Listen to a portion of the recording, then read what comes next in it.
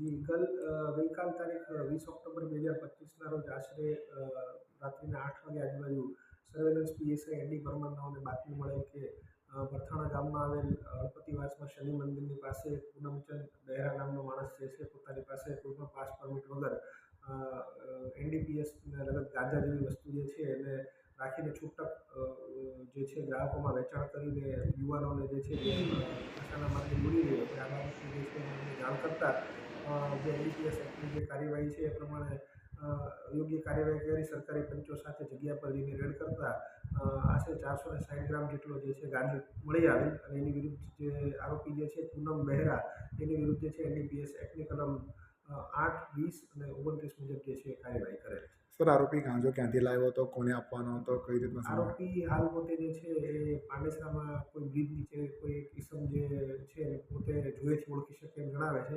બાકી પોતાના નામ સરનામા એને ખબર નથી એવું જણાવે છે અને પાંડેસરા કોઈ બ્રિજ નીચેથી જે છે ગાંજો લાવ્યા હોવાની હકીકત જણાવે છે. સર, કંઈ સપ્લાય કરવાનું કામ કરતો હતો આરોપી? એ આરોપી એવું કહે છે કે હું જે છે એને નાની નાની પુડીઓ બનાવીને જે છે મારા કસ્ટમર આવતા હોય છે જે મને લાગે કે આને દેવા જેવો છે અને હું જે છે છૂટકની અંદર વેચાણ કરવાનું જણાવે. અને ક્યાંથી મંગાવ્યો હતો એને? એ જે મેં આપને જણાવ્યું એ પ્રમાણે પાંડેસરાની અંદરથી પોતે જણાવ્યું કે ભાઈ પાંડેસરાની અંદર એક બ્રિજની નીચેથી જે છે હું ગાંજો લાવેલો છું અને જે આ આરોપી છે એની વિરુદ્ધ અગાઉ અન્ય પણ 2 ગુનાઓ નોંધાયેલ છે એનડીપીએસ એક્ટ મુજબ. ટોટલ જે છે 3જો ગુનો.